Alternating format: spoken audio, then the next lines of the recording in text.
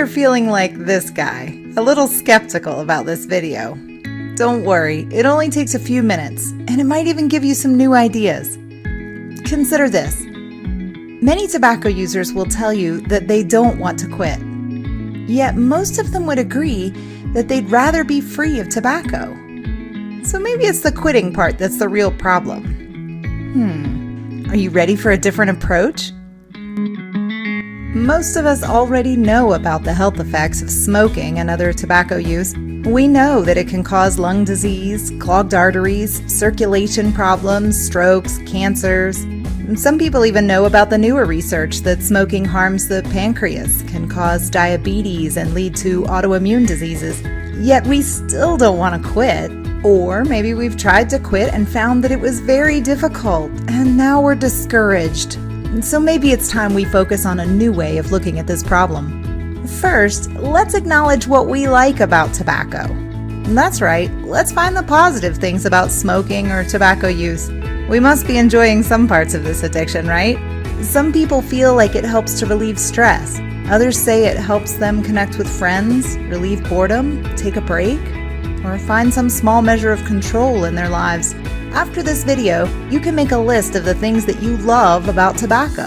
These are also things you would miss most if you were a non-smoker or non-tobacco user.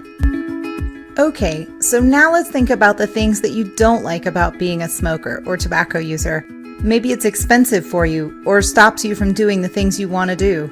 Maybe you're feeling health consequences or even social consequences from using tobacco. After the video, you can make a list of the things you hate about being addicted to tobacco.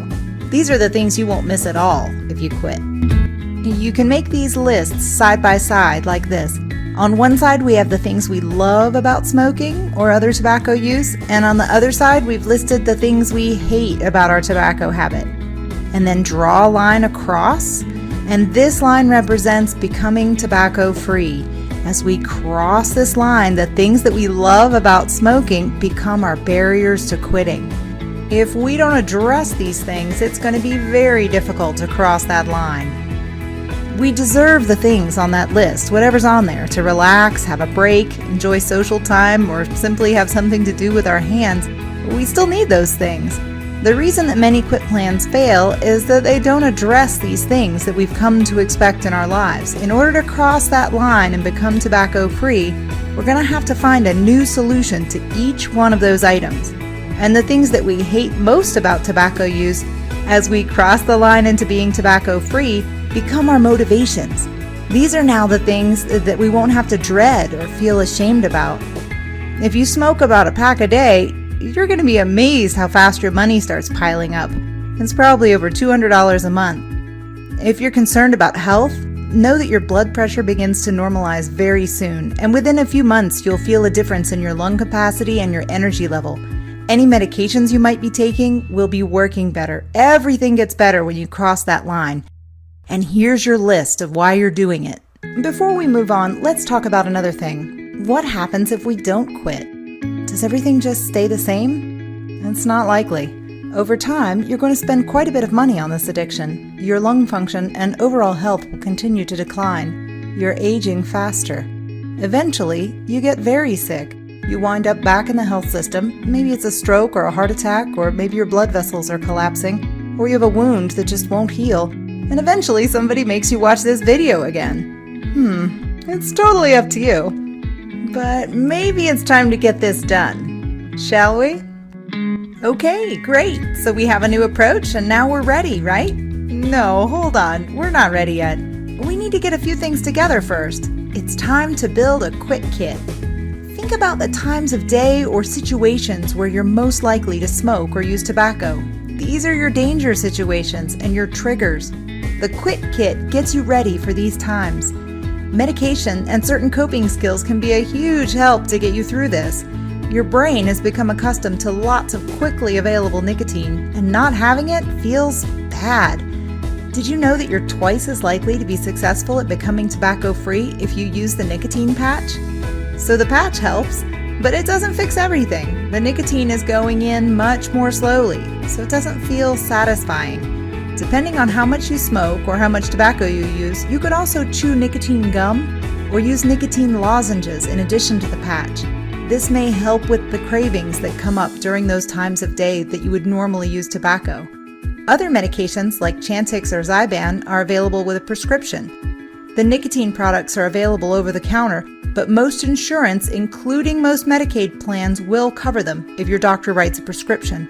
So let us know if you need a prescription for the nicotine patch. What else should go in your quit kit? Remember the list of things you love about using tobacco? Let's keep that list in mind as you gather together the things you'll need to be ready to cross that line. You've earned this. You deserve this. So let's do it right and get your kit together. The serious cravings only last a short time, so what we're looking for is strategies to get you through that moment, usually about 10 minutes. You may need something to do with your hands, crafts, puzzles, new strings for the guitar. You may want something to do with your mind, books, music for the commute, a new game app for your phone. And you may want something for your mouth. Pick up some healthy snacks on the way home, your favorite mints or gum. Your kit can also contain ideas like deep breathing, meditation, or prayer. Many people find exercise to be greatly beneficial. I'm just throwing out examples. You'll need to find what works for you. If you'd like help making your plan and building your quit kit, call us at the Nicotine Dependence Program and we'll help find what works for your specific situation. The first couple of days are the hardest, but it is very worth it. Each time you cross off a tobacco-free day on the calendar, you're going to feel triumphant. It just gets better and better. We think you're going to love becoming tobacco-free. When you need encouragement, pull out your list of motivations. If it's family, maybe it's time to pick up the phone. Tell your family that you need encouragement now. It is hard, and you're doing the work. You may slip, but you're going to pick yourself up and keep after this goal until it's done. You don't have to do this alone. Call the Nicotine Dependence Program at Mission Health. Tobacco treatment specialists will help you make your plan, build your kit, encourage you, and stick with you all the way. Or you can call the Quit line at 1-800-QUIT-NOW for help 24 hours a day. It's time to pull out that piece of paper and start writing out 3 lists. Things I love about tobacco, things I hate, and what do I need to get my quit kit ready? Let's do this!